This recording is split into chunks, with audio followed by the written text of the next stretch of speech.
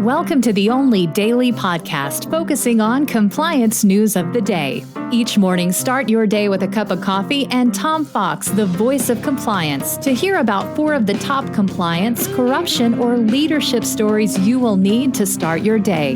The Daily Compliance News is a production of the Compliance Podcast Network. First, a word from our sponsor.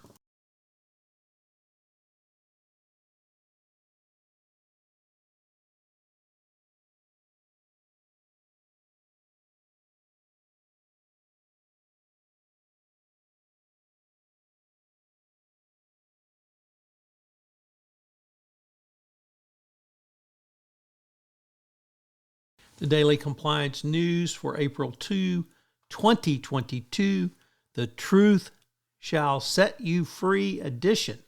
And we begin with that story from Bloomberg. And Patricia Harado reporting on the trial of Roger Ng, the ex-Goldman banker, whose wife said that the truth will save him in the 1MDB scandal. His wife, Wei Bin Lim, the defense's last witness after 6 weeks of testimony, began her testimony on Wednesday and concluded it, and they are now getting ready for closing arguments, which will occur next week. As an aside, I am going to have Stuart Bishop on the FCPA Compliance Report on Monday. He is covering the trial for Law 360, so check that out. Next up, Business Tech, first-time contributor to the Daily Compliance News, has an article on the most common types of corruption in South Africa. And they range from maladministration to procurement corruption, abuse of authority, fraud, misappropriation of resources, dereliction of duty, employment corruption, and bribery or extortion. So check it out if you're doing business in South Africa.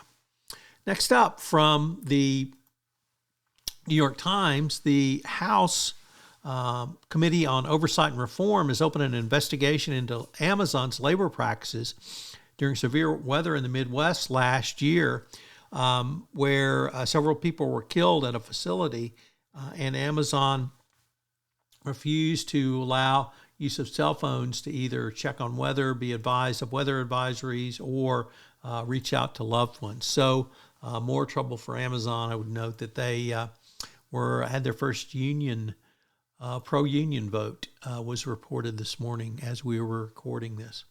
And our final story comes to us from the Wall Street Journal, Risk and Compliance Journal, Mingy Sun reporting that compliance pros are rethinking the use of IP addresses to enforce sanctions amongst the Russia-Ukraine crisis. IP addresses, publicly available locations tied to a device, can tie a transaction to a particular nation. And are becoming an increasingly important tool for U.S. sanctions. But concerns abound among compliance professionals that these addresses aren't sufficient to determine where a transaction is coming from and may be subject to misuse or abuse. In the latest effort to enforce sanctions, the Treasury Department has issued guidance for companies offering online services, highlighting the company's use of IP address monitoring as part of their sanctions compliance program. So once again, your sanctions compliance program's risks may have changed because of the Russian invasion of Ukraine, and you need to make sure that your use of IP addresses for your sanctions program is still valid.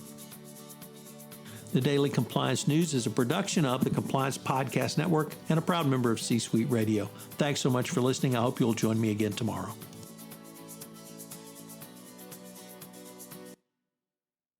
This podcast is a part of the C-Suite Radio Network. For more top business podcasts, visit c-suiteradio.com.